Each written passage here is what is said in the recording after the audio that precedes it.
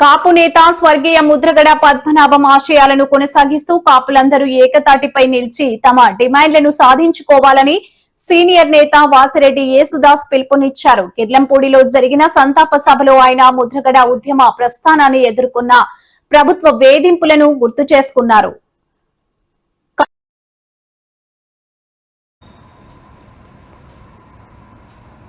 స్వర్గీయ మంత్రి ముద్రగడ పద్మనాభంతో తనకు సుదీర్ఘ ఉద్యమ ప్రస్థానానితో కూడిన అనుబంధం ఎంతో ఉన్నదని రాష్ట్ర కాపు సద్భావన సంఘం అధ్యక్షులు సీనియర్ నేత అయిన యేసుదాస్ వాసిరెడ్డి స్పష్టం చేశారు. కాకినాడ జిల్లాలోని కిర్లంపూడిలో జరిగిన ముద్రగడ పద్మనాభం సంతాప సభలో ఆయన పాల్గొని ప్రసంగించారు. ఈ కార్యక్రమానికి మాజీ పార్లమెంట్ సభ్యుడు తోట నరసింహం అధ్యక్షత వహించారు. ఈ సందర్భంగా యేసుదాస్ మాట్లాడుతూ ఉద్యమ ప్రస్థానంలో పాలకులు అనేక విధాలుగా ముద్రగడను వ్యక్తిగతంగా కుటుంబాన్ని కూడా హింసించిన విషయాన్ని అయితే గుర్తు చేశారు.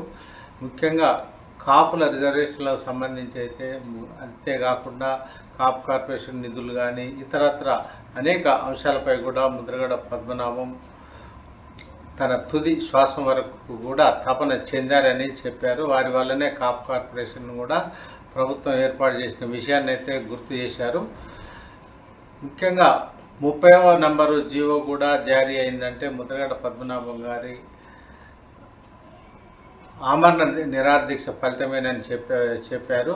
ఒక దశలో 14 రోజుల పాటు ఆమరణ నిరాదీక్ష చేయడం అంటే ఆషామాషి కూడా కాదని ప్రాణాల కొన ఊపిరి అంచుల వరకు వెళ్ళిన ముద్రగడ పద్మనాభం చివరికి బతికి బయట పడగలిగారని ఈ క్రమంలోనే అప్పట్లో మెగాస్టార్ చిరంజీవి కావచ్చు, దర్శకరత్న దాసనారాయణరావు వంటి కాపు దిగ్గజాలు కూడా జోక్యం చేసుకొని ముద్రగడ పద్మనాభం ప్రాణాలు కాపాడడంలో కీలకమైన పాత్రను పోషించారని కాపు జాతికి అండగా నిలిచిన విషయాన్ని అయితే ఈ సందర్భంగా గుర్తు చేశారు. కాపు జాతి ఉన్నన్ని రోజులు ముద్రగడ పద్మనాభం చెరగని ముద్ర వేసి చరిత్రలో ఒక పేజీని లిఖించుకున్న వైనాన్ని కూడా ఈ సందర్భంగా యేసుదాస్ గుర్తు చేశారు.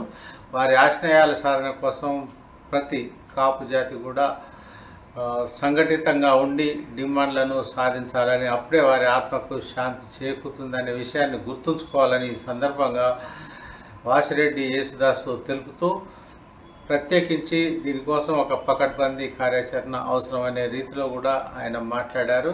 ఈ క్రమంలోనే ఉద్యమానికి సంబంధించి కానీ కాపు కార్యాచరణకు సంబంధించి కానీ ఎలాంటి సహాయ సహకారాలు కూడా తమ పరంగా కూడా అందించేందుకు సిద్ధంగా ఉన్నామని కూడా వాసిరెడ్డి యేసుదాస్ తెలియజేశారు.